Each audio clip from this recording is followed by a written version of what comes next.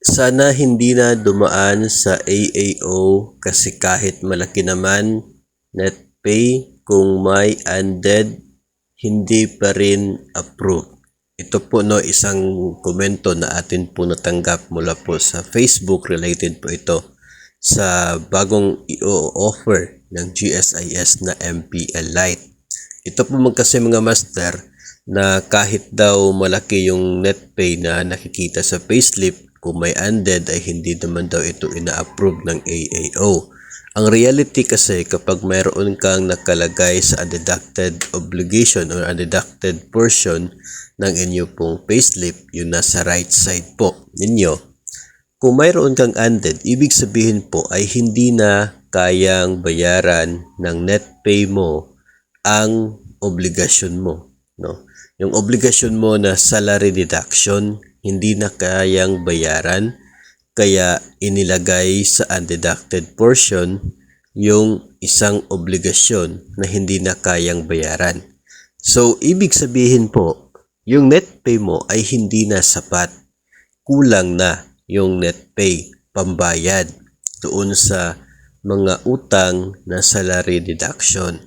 So, ito po ang dahilan kung bakit hindi na ina-approve ang isang loan application na mayroong bago na amortization, yung hindi pa nag-i-exist sa payslip, tapos meron ka ng undeducted obligation sa payslip mo.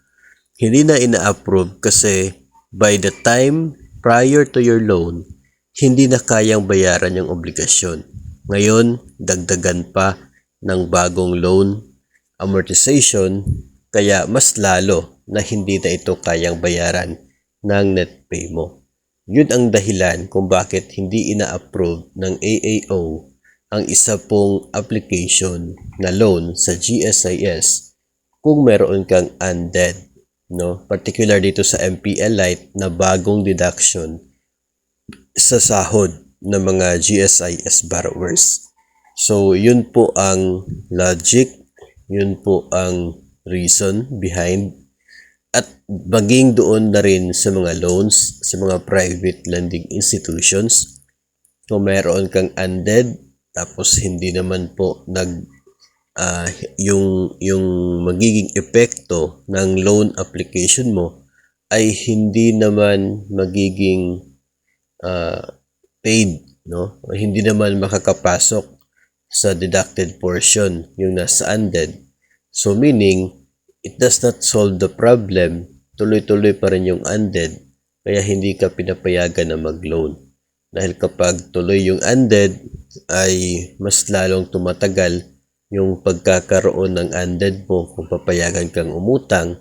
At kung nangyari po yun, ang epekto niyan, mas malaki yung magiging dagdag interest sa loan mo habang tumatagal na nasa undead po yung amortization.